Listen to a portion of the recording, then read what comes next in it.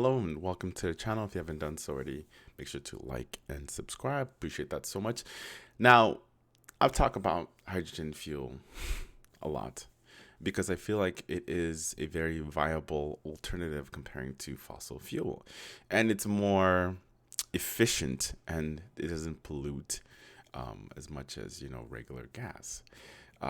EVs are still not there yet. The ranges are okay, but when it comes to towing, EVs cannot tow as much as diesel can, as much as gas can, because you're gonna lose either like 40 to 50% of your range, depending on how heavy the said item you're trying to tow. Now, hydrogen, I feel like it's a great alternative, but the main problem, like I've said that in my other video, I will leave a link somewhere, either in the description or I'll put it up here. The main problem with that is infrastructure is not there. There's only stations here in the state of California. From what I've seen, the only stations are here in California. So for them to sell these vehicles, it's going to be hard sell because you can only fuel it at certain stations. Even in California, it's not like widespread available anywhere. It's still very select stations. It's very limited. Like for me, I would need to drive like 20 miles just to get to a station to, refuel the vehicle. So that's the biggest problem right now. I think the more stations that they have, the more people will try to adapt and try it out. But it's still not there yet. We're very, very early stages, but everything has to have a start. Now the two companies, well, there's several companies because Hyundai Kia is also investing into fuel cell vehicles. Honda is investing in fuel cell vehicles. They're going with the fuel cell hybrid, which is a neat idea. So that one's actually coming out to the North America, which if you live any out of California, you're kind of fucked. At least from what I've seen on the map, where you can search stations, fuel stations or hydrogen fuel stations. There's only, like I said, I've only seen it in California. Maybe there's more now, but I highly doubt it because my video is only a few days old, or maybe like a few weeks old. And I will leave a link on that video, like I said, somewhere around.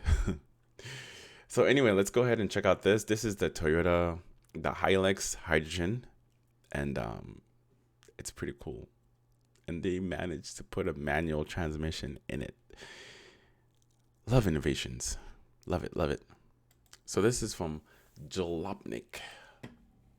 Toyota found a way to put a manual transmission in a hydrogen-powered car.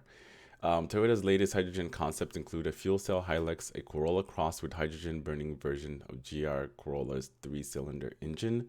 Toyota is working on a Corolla Cross prototype powered by hydrogen, but not in the same way as fuel cell electric vehicles like the Toyota Mirai. The Corolla Cross H2 concept works more like a hydrogen combustion GR Corolla H2, which Toyota has been developing under the guise of motorsports of one whole season of Super Tayaku. I probably said that wrong. I'm sorry. Endurances races in Japan. It's no secret that Toyota insists on making hydrogen, they think, almost to the point of being fixated on hydrogen rather than EVs, but it looks like the car maker's obsession could end up producing an alternative clean cars, including a hydrogen fuel cell Toyota Hilux pickup truck and a hydrogen combustion Corolla Cross. Now that is a neat idea. And let me just spoil it for you just a little bit. Look at that. Look at that thing, man. Look at that. Yo. That is innovation at its best right here.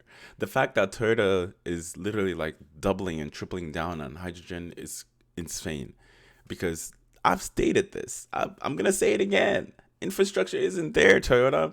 If we look at the Mirai sales, you know what? Let me take that back. Because in UK, there's actually stations for hydrogen. I have not gone that far, but I'm talking merely in the States. I'm gonna check the map and check different places and seeing if there's anything else or any other hydrogen fuel station. But from what I've seen, that's the main contributing factors to people not using or buying hydrogen cars. Like if you go to the used car market, hydrogen fuel cell cars are least expensive. They're not that expensive, especially the Mirai. You can get it for about $16,000 to $18,000 used.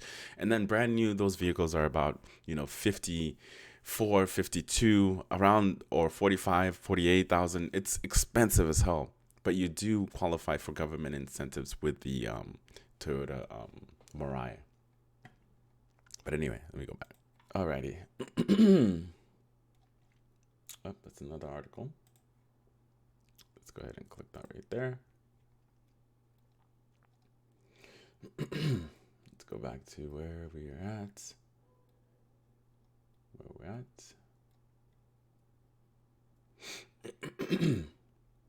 Both machines are just concepts for now, but the company views them as precursors to the vehicles that could be sold alongside Toyota's upcoming EVs. The idea being that a combustion BEV, PHEV, or fuel cell EV could possibly even clean combustion models would offer a better approach than going all in on battery EVs, which I completely agree with. EV still has its issues. I think with mine, when I'm charging, because mine doesn't have the preconditioning of the battery before you start charging it, so it takes a little bit longer. Usually my charges are about 18 minutes during the summertime. Now it's about 30 minutes, regardless of, or close to about 30 minutes, depending on how much juice I have left, even though I'm plugging it in at the 350 kilowatt. The highest I've seen my car go was like 280 kilowatt hour while charging. But since it's cold, I'm getting it about like 150, 170. And then if I'm using the 150 kilowatt, I'm getting about, I think the highest was like 98 kilowatt. So that took about, I think I was at 40 something percent, and it took like 18, not 18. I think it took way longer than that. I think it took like 28, 29 minutes for it to charge about, another 35 to 45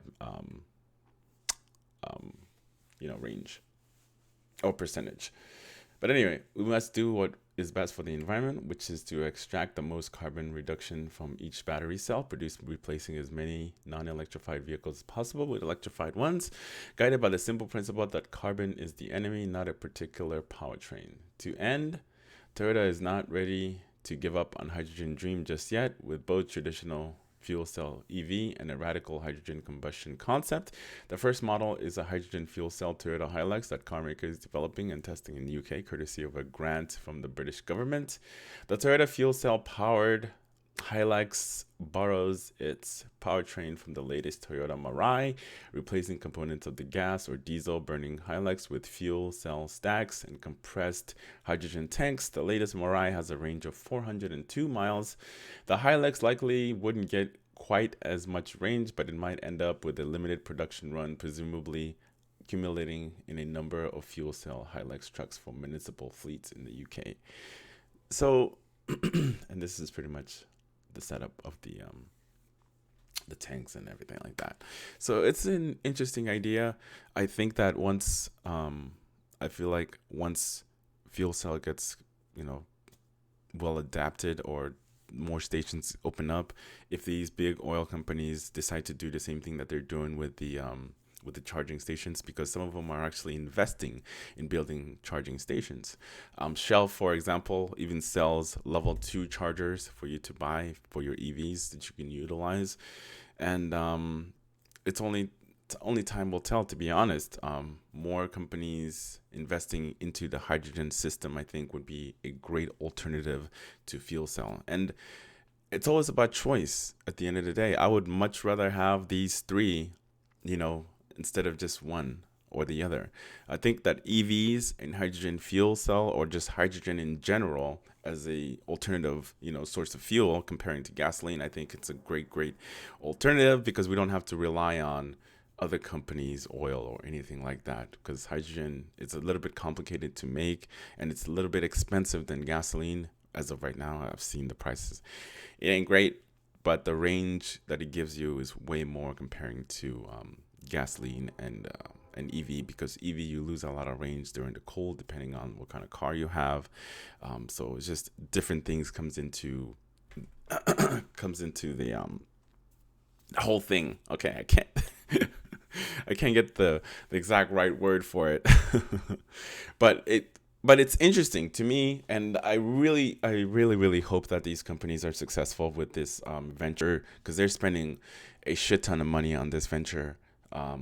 If they are successful, and if the network comes on, then we, the consumer, are the one that's going to be benefiting, because you're going to get a vehicle that, has a lot of range comparing to, gasoline. 402 is a lot, but, it's just, there's no where am I going to plug it in? That's the main problem. That's one of my biggest argument. That is one of the things I keep repeating myself over and over and over again. The infrastructure is not there. Damn it. Come on now. But only time will tell. But let me know your thoughts on this manual transmission hydrogen truck that Toyota's making, and the hydrogen combustion engine that Toyota's working on. I love it. I like new tech, and this is interesting to me. So hopefully we see more, or it comes into production, or I don't know what their intentions are. But anyway, I will catch you guys in the next video, and have a very blessed day. And I'm out.